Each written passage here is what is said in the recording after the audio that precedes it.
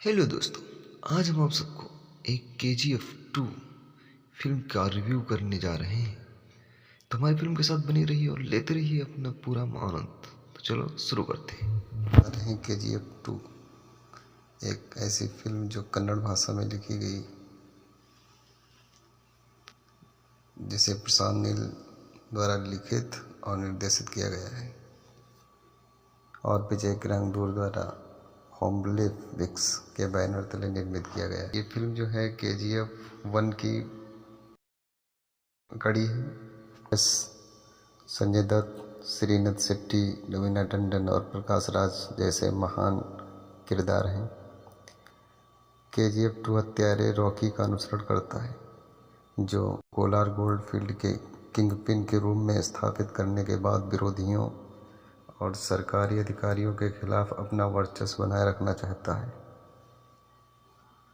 इधर गरुड़ को मारने के बाद रॉकी कोलार गोल्ड फील्ड यानी KGF के किंगपिन के रूप में कार्यभार संभालता है। गुरु पांडियन, एंड्रयूज और उनके सहयोगी दया, राजेंद्र देसाई और कमल के चिढ़ के लिए, जिन्होंने KGF पर एक साथ शासन करने की उम्मीद की थी, रॉकी ने गरुड़ के छोटे भाई और KGF सिंडिकेट के उत्तराधिकारी विराट को मार डालता है। रॉकी भी कमल को मारता है और रीना को KGF साम्राज्य से ले उड़ता है। हालांकि उन्होंने सुरक्षा के लिए कई नियमों का प्रशिक्षित करने की अपनी क्षमता के कारण गरुड़ के भरोसेमंद सहयोगी और KGF में सुरक्षा प्रमुख वानाराम को छोड़ दिया। हालांकि पहले तो नाराज होकर वानाराम हॉकी से जुड़ जाता है और युवाओं को क्षेत्र के नए रक्षक बनने के लिए प्रशिक्षण देना शुरू कर देता है। रॉकी को पता चलता है कि खेतों में कई गुना खदान और अपने आदमियों को निष्कर्षण शुरू करने का आदेश देता है। CBI अधिकारी कन्नेंगंती राघव और उनकी टीम हैरान है कि कैसे एक बाहरी व्यक्ति KGF पर शासन कर रहा है और अधिक जवाब जानने की कोशिश करने लगता है। कुछ केंद्रीय मंत्री KGF साम्राज्य से तंग आ चुके हैं और चाहते हैं कि रमिका सेन सत्ता में रहें और DYSS पार्टी के प्रमुख गुरु पांडियन के खिलाफ एक अविश्वास प्रस्ताव लाया जाता है। इस बीच सूर्यवर्धन का भाई अधीरा, जिसे मृत मान लिया गया था, उसके जीवित होने का पता चलता है और KGF के स्वामित्व के लिए अपना दावा पेश करना चाहता है। KGF निवासियों के दिलों में डर पैदा करने के लिए अधीरा KGF की चौकी गार्डों को मार देता है ताकि KGF के साथियों को डर सताने लगे। रॉकी से छुटकारा पाने की अपनी योजना पर ध्यान केंद्रित करने के लिए एंड्रयूज ने राजेंद्र देसाई को भी मार डालता है। जॉन रीना को पकड़ लेता है क्योंकि वह KGF से भागने की कोशिश करती है, लेकिन रॉकी उसे बचा लेता है। हालांकि ये रॉकी को KGF से बाहर लाने की एक सोची समझी चाल के रूप में आता है और अधीरा रॉकी को गोली भी मार देता है, लेकिन एक संदेश भेजने के लिए अपनी जान बख्श देता है। रॉकी स्वस्थ हो जाता है, ठीक हो जाता है, लेकिन उसे पता चलता है कि कोई भी KGF से बाहर नहीं निकल सकता क्योंकि अधीरा के आदमियों ने खदानों को घेर लिया था। इस बीच बॉम्बे में रॉकी के पूर्व मालिक शेट्टी रॉकी के खिलाफ पश्चिमी तट पर एंड्रयूज के अन्य अधीनस्थों के साथ संबंध बनाते हैं। वे दुबई के खूंखार सोने के व्यापारी इनायत खलील के साथ भी सेना में शामिल हो जाते हैं। उधर पांडियन के खिलाफ अविश्वास प्रस्ताव पारित हुआ और सरकार बहुमत खोने के कगार पर थी। एक घायल रॉकी इनायत खलील के साथ सोने के वितरण का एक व्यापार सौदा करता है और रॉकी जो है चला जाता है, लेकिन खलील ने ये कहते हुए इनकार कर दिया कि वह पहले ही शेट्टी के साथ काम कर चुका है। अपना रॉकी और उसके गिरोह ने खलील से निपटने वाले सेट्टी के सभी सहयोगियों को मार डालता है और पश्चिमी तट पर फिर से कब्जा कर लिया, जिससे खलील को सीधे रॉकी से निपटने के लिए मजबूर होना पड़ा। वह उससे मशीन गन खरीदता है, जबकि रॉकी के ट्रक वर्का की ओर बढ़ा रहे हैं। अधीरा के गुर्गे एक ट्रक में विस्फोट कर देते हैं। रॉकी और उसका गिरोह अधीरा के गुर्गों को अपने नए हासिल किए गए अधिकारों से घात लगाकर मार डालता है। वो गोली मार दी जाती है, लेकिन रॉकी केजीएफ से बाहर रहने की चेतावनी देकर अपनी जान बचा लेता है। गुरु पांडियन के खिलाफ अविश्वास प्रस्ताव विफल हो जाता है, क्योंकि रॉकी के गुर्गे कई मंत्रियों को बंदूक की नोक पर पकड़ते हैं और उन्हें धमकाते हैं। पांडियन द्वारा संचालित सरकार फिर से बहुमत में है। रॉकी अपनी गतिविधियों को फिर से शुरू करता है। वह बॉम्बे जाता है और सेट्टी को मारता है। बॉम्बे और केजीएफ दोनों पर नियंत्रण हासिल करता है। रॉकी हालांकि पांडियन द्वारा रमिका सेन के बारे में दी गई चेतावनी को नज़रअंदाज कर देता है। रमिका सेन भारतीय आम चुनाव जीतती हैं और वह भारत की प्रधानमंत्री बनती हैं। पहले सेन राघव की उपेक्षा करता है, लेकिन जब वह स्थिति की व्याख्या करता है तो वह सभी राज्य की सीमाओं को बंद करने का आदेश देती है और विभिन्न सीबीआई अधिकारियों को राघवन की अध्यक्षता में पूरे भारत में रॉकी के गोदाम पर छापे मारने के लिए अधिकृत करती है।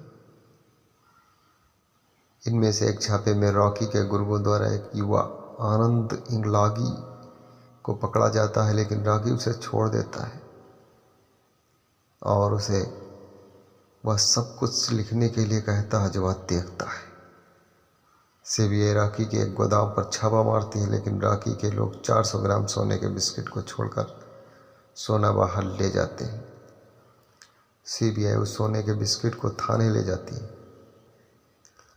रॉकी बिस्कुट वापस लाने के लिए पूरे थाने को नीचे ले जाता है।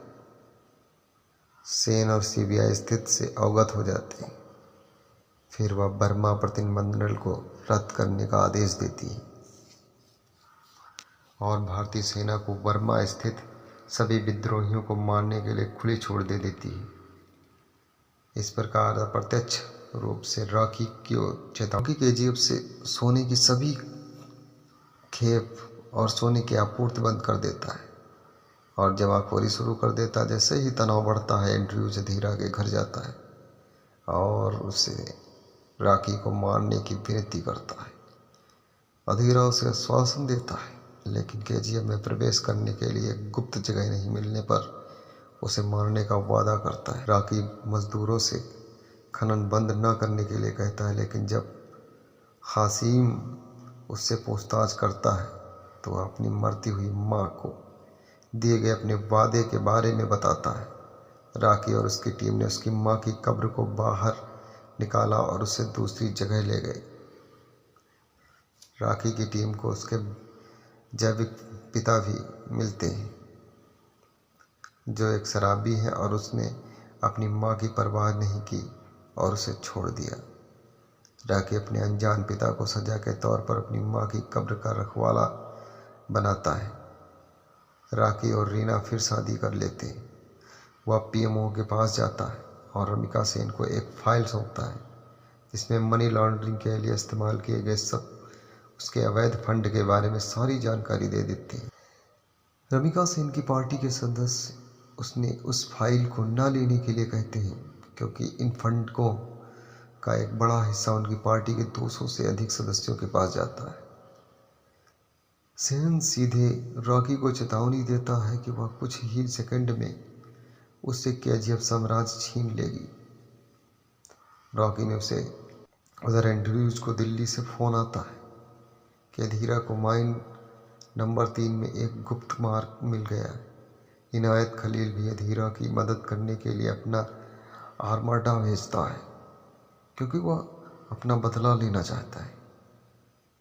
अधीरा और उनकी टीम केजीएफ तक पहुंचने के लिए सीक्रेट पैसेज का इस्तेमाल करते हैं। अधीरा, उसकी टीम जिससे एंड्रयूज, दया और जॉन शामिल हैं, रॉकी की सेना पर हमला करते हैं। जैसे ही रीनो रॉकी को घोषणा करती है कि वह गर्भवती है, अधीरा ने उसे मार डाला। रॉकी की सेना और अधीरा के गुर्गों के बीच युद्ध होता है। रॉकी अधीरा द्वारा बुरी तरह घायल हो जाता है, लेकिन जल्द ही उस पर हावी हो जाता है, खूब पीटता है उसे। रॉकी की सेना एंड्रयूज और दया सहित अधीरा के गुर्गों को मारने में सक्षम हो जाता है। रॉकी जान को भी मार डालता है और अधीरा को भी मौत के घाट उतार देता है। जब रमिका सेन संसद में अपना भाषण दे रही होती है, तभी रॉकी और उसके गुर्गे किसी को मारने के लिए संसद पहुंचते हैं। एक मोड़ में यह पता चलता है कि रॉकी वास्तव में गुरु पांड्यन को मारने आया था, जो मुख्य मास्टरमाइंड है, और उसे सेन के सामने गोली मार देता है।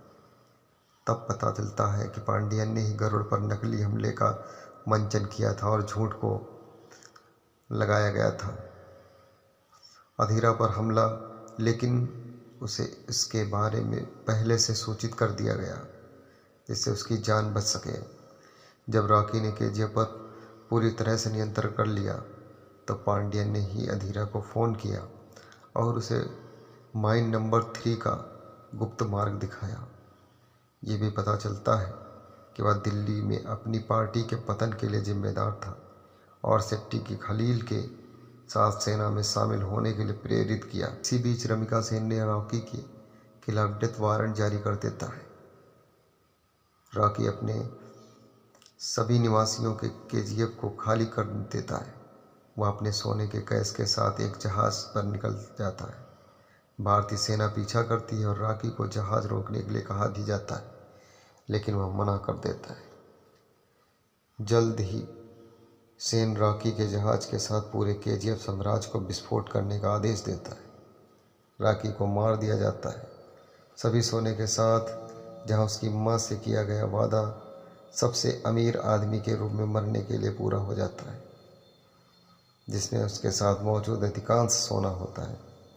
भारत सरकार पानी के नीचे सोने का पता लगाने में असमर्थ। रॉकी सारा सोना अपने साथ ले गया और वह मर गया। मरने से पहले रॉकी केजीएफ साम्राज्य के मजदूरों के लिए केजीएफ कॉलोनी बनाई थी। वह दिखाया गया है कि युवा आनंद इंगलागी ने रॉकी के बारे में एक किताब लिखने का फैसला किया और उसे एक राक्षस के रूप में वर्णित किया, जो एक माँ के वादे के लिए रहता था। एक मध्य क्रेडिट दृश्य में। तो कैसी लगी मेरी फिल्म, कमेंट में ज़रूर बताएं। अच्छी लगी हो तो लाइक करें, चैनल को सब्सक्राइब करें आगे की फिल्में जानने के लिए। धन्यवाद।